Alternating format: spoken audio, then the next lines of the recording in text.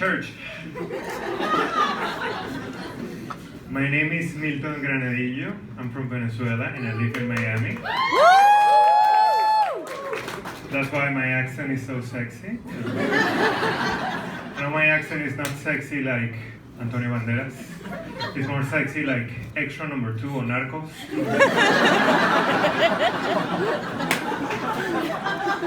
The cool thing about having an accent is that if you guys don't laugh, I'm gonna blame it on the accent. I'm from Venezuela. It's hard to explain the Venezuelan situation, especially for Americans, because it's so surreal, right? Like, because of all this socialist agenda, there's no food, there's no meat, for example. It's America's worst fears, communism and veganism.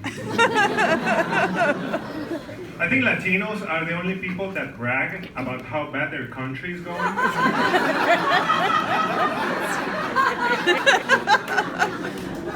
We get like super competitive about it. When we're talking to other Latinos, we start playing like misery poker, you know. Argentina is like, we have inflation. Brazil is like, we have a new COVID trend. Venezuela, we have a dictatorship. Peru, we have too many Venezuelans.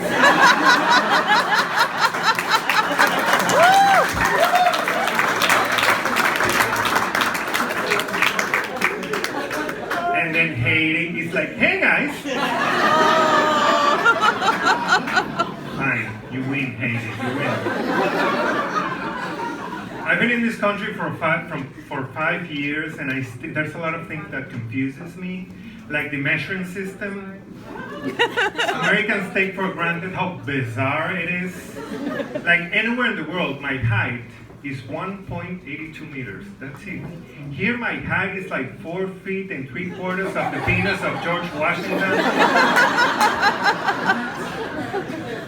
I also don't understand how some people talk about race in terms of like percentages and fractions. Oh yeah. The other day a friend of mine was like, hey man, you would like this girl, she's 1/4 Indian. Well, Jim, I think you're 1/2 racist. And also, how am I supposed to picture this woman by giving me like her recipe? It ends up being like an ACT test, you know. Like, if Lily's one is African American and one is Hispanic, at what point will the cops pull her over?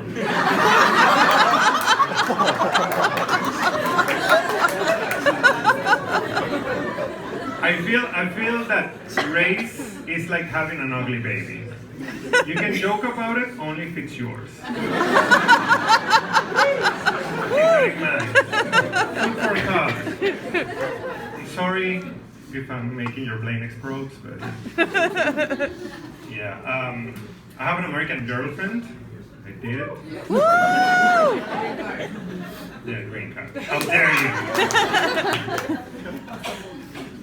Of course, there's a lot of cultural differences. You know, there's a lot of talks about stereotypes. You know, like not all Latinos dance salsa and are loud and work for telenovelas. You know, I do, but still, it's offensive.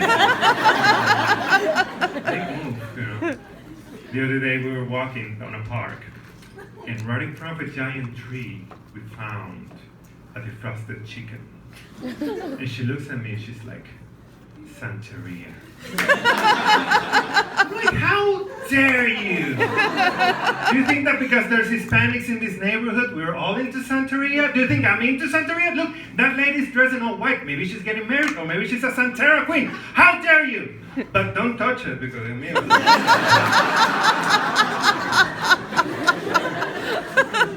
Yeah.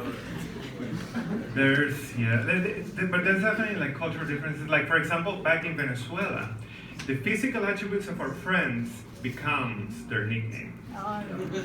But it comes from a place of love. It's a term of endearment. But here in the States, that doesn't work at all like that.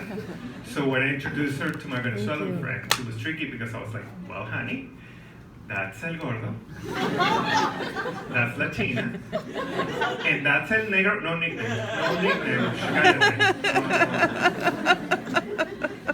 I'm so happy that I'm in New York, guys. This is so cool. Also, it's super cool to be in a city where people take care of each other, like you guys wear the mask and have the vaccination card. Like, down in Miami, Miami is like the Florida of Florida. It's lawlessness. And guys, like, I don't want to go back to quarantine, man. Seriously, like, a lot of shit happened during quarantine. Like, I let my hair grow during quarantine, and I have to use a tie. That's why I look like a nerd pirate. Because if I don't use a lot of like lotions and potions, it starts becoming like a Latino afro. I look like a sentient chia pet that came to life to become a librarian. I look like a microphone holding another microphone. Super sad. Another thing that happened during quarantine, and I can't believe that I'm about to say this because I'm sorry if it's a downer because it's very serious. I got addicted to a drink called White Claw. If you don't know what White Claw is, good, you're making good decisions in life. The name is very misleading, White Claw, you know. Sounds like a hardcore drug, White Claw. Sounds like a metal band, White Claw. Sounds like a covert operation to kill Bin Laden, White Claw. But it's actually very tame alcohol with fruity flavor. So every time I order it, I feel like an idiot because I'm like, hey man, I want some White Claw. Yeah, what flavor? I don't know, mango? I feel that White Claw is the vaping of alcohol. You might feel cool doing it, but you're actually embarrassing everyone around you. I can't handle that smell, please. White Claw, that one worked. Awesome. In Miami, people get offended, like, fuck you, I love White Claw.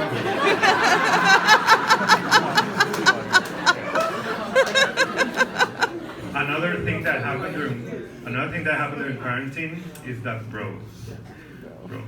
I got laid off.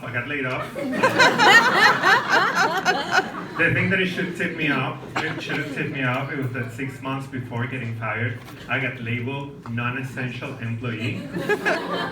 Who's here is a non-essential employee? Yes! Update your resume.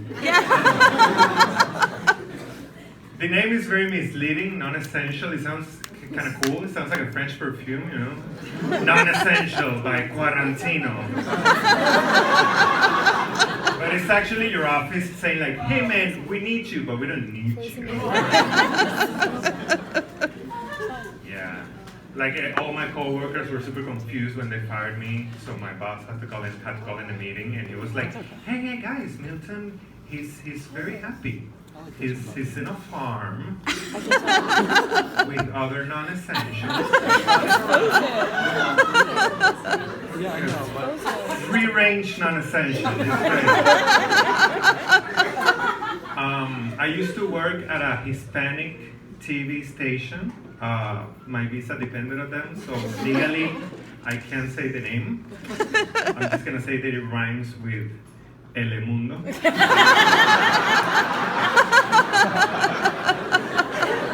It was mostly fun working there. There was a lot of divas, which I thought it was always hilarious when people were like, you know, I'm the vice president of management and communication, blah blah.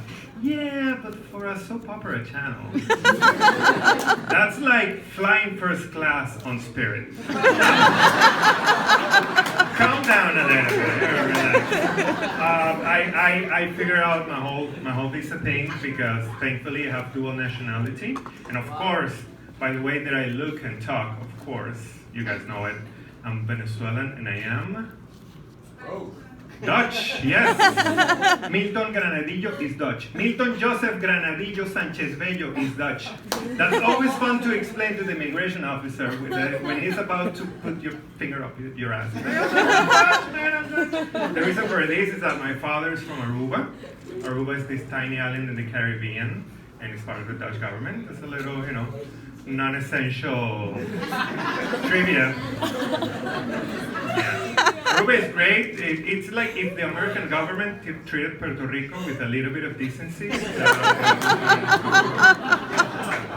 And so I had a meeting with my lawyer, and he's like, "Hey, Milton, you're fine. Your papers are. Just keep in mind that if you commit a crime, you will get deported. So you won't get deported back to Venezuela. You will get deported to the Netherlands."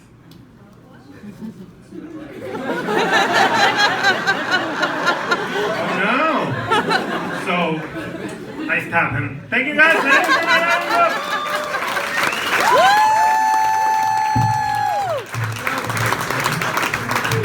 Okay, let's keep this